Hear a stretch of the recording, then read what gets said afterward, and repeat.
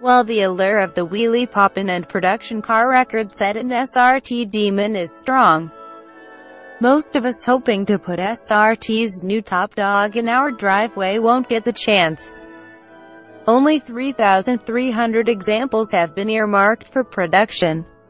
But as performance enthusiasts have a viable alternative with the new Challenger SRT Hellcat widebody, a model not constrained by production limitations, which also happens to offer 9/10 of the Demon's performance and looks. More importantly, rather than being solely focused on drag strip supremacy, the widebody continues the Hellcat's tradition of being a jack of all trades, a superlative grand tourer that packs some serious track capability, whether that be on a road course or a quarter-mile at a time. Still, some of the Hellcat's charm has always been tied to its slightly unhinged nature, due in no small part to Dodge's decision to send 707 horsepower and 650 pound-feet of torque to 275 mm wide rear rubber. Does the additional grip and bulging bodywork result in a better Hellcat, or has the message been lost in translation? I headed to Indianapolis to put the car through its paces on the street and around Indy's GP circuit to find out.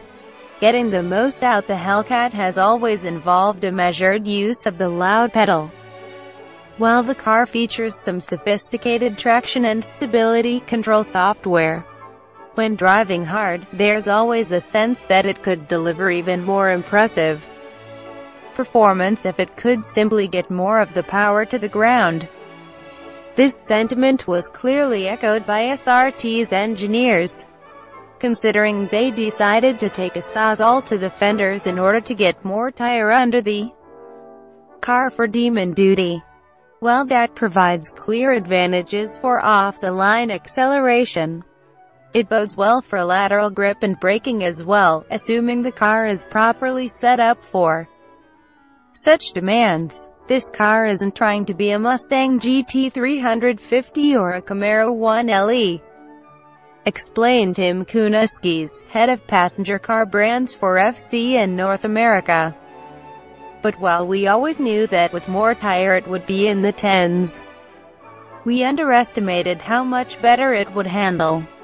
Now armed with 20 by 11-inch wheels wrapped in 5th-generation Pirelli P0 performance tires that measure 305/35 R20 at all four corners, not only does the widebody tear down the quarter-mile in 10.9 seconds, an improvement of 0.3 seconds over the standard Hellcat, it's also roughly 2 seconds per lap faster around the 1.7-mile road course at the Chrysler Proving Grounds. That's a substantial amount of time to pick up around a relatively short race track from a simple wheel and tire change.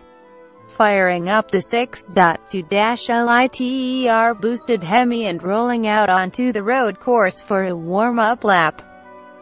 It's clear that the additional grip and new steering system haven't reinvented what the Challenger SRT Hellcat is at its core, a big, sedan-based coupe with a lot of power, a lot of brake, and a lot of personality. Pick up the pace though, and the merits of the additional rubber start to become clear.